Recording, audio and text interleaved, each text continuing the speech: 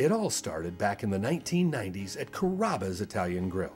I was working for Carrabba's and I was opening my first restaurant, and Joel came for a couple of days. He came in to help, and I remember him standing at the end of the pasta bar, and I said to my now best friend, River, I said, River, that's the kind of guy right there I want to marry. At that time, I was a kitchen manager, and when I went to that opening, I'm in a position where I'm talking to people, and that makes you look much better than you really are, so I think that helped me out. Might have helped.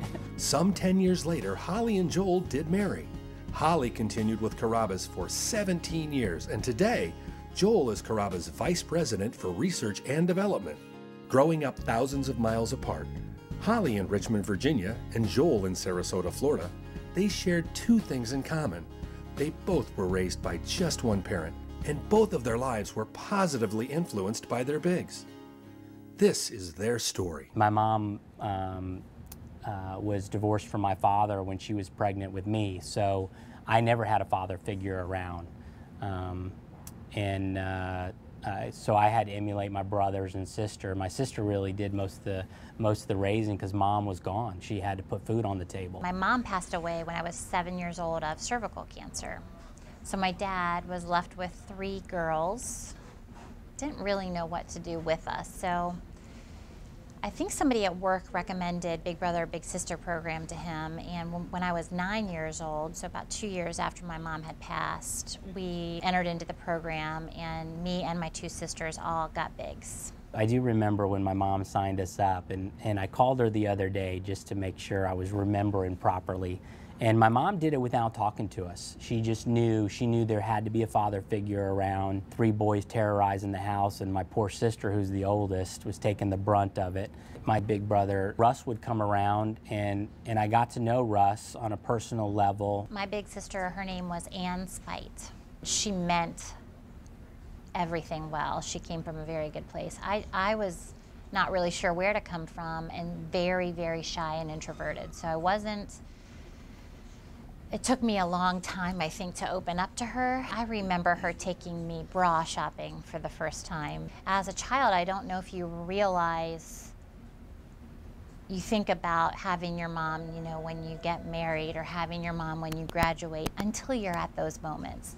And then, you know, that day when I remember needing to go bra shopping, I thought, wow, how am I going to tell my dad? And I was all of a sudden stressed out about it. And you know, Ann really helped me navigate that world. So I met Russ's father, and Russ's father would always make these trinkets and these puzzles that you would work with your hands. He sat me down and put this box of puzzles in front of me, and I figured them all out in one day. So he couldn't believe it, I couldn't believe it, but that positive reinforcement, I really struggled in school. I was really bad in school. I didn't reach out for very many people, but that positive reinforcement really changed the direction of my life. Through my whole life, I've always genuinely wanted to help people and take care of people, and she really was a perfect match in the fact that she was exactly who I wanted to be. What would I tell Russ? Really, thanks.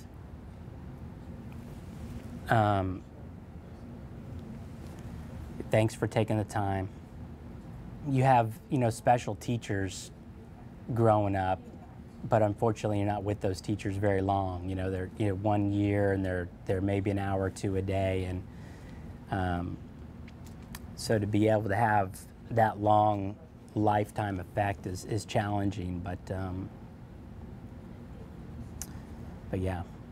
I think that my mom definitely had a part in sending her there and knowing that my father would need help. And I think we all got exactly what we needed. And I almost feel like she sent her.